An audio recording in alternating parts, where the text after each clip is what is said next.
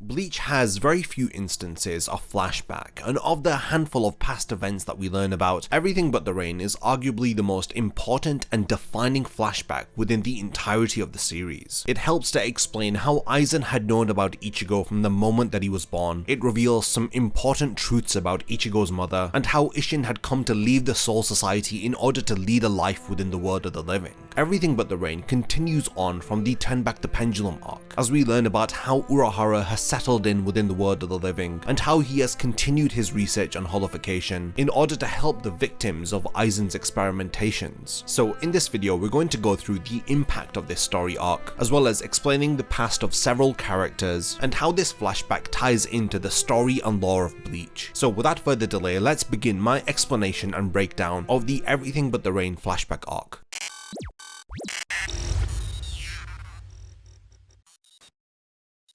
I'd like to thank the sponsor of this video, Cross Summoner R. This all-new game drops the player in a fantasy world filled with a fascinating cast of characters, who admittedly are drawn in this incredible art style. Within this game, you are in control of a group of summoners who take part in intensive battles against fearsome enemies. Through the backstory of the game, we learn that after an epic showdown with the Black Iron Mage, the different realms had experienced a brief time of peace, but unknown to them, a sinister evil had begun to grow under their noses. A group of selfish humans had desired to seek out immortality. They had placed their hopes in a taboo form of magic. After learning it, they had spread chaos across the kingdoms, and evil creatures had begun to wreak havoc everywhere. Using summoners, you must now put a stop to their plans and end this cycle of destruction. Cross Summoner R features tons of playable characters that you can take into battle with you and progress through missions which will upgrade their skills and unlock their full power. It also features multiple game modes like PvE mode, which involves taking on challenging tasks like powerful boss quests which will push you to your limits and help you to reach new heights. To get in on the action, download the game now using my link in the description, and if you also use my exclusive code within the description box, you will receive 10 free character summons, giving you the chance to draw upon 10 random summoners to fight alongside you. So what are you waiting for? Use my link and code in the description and take part in this visually impressive new game.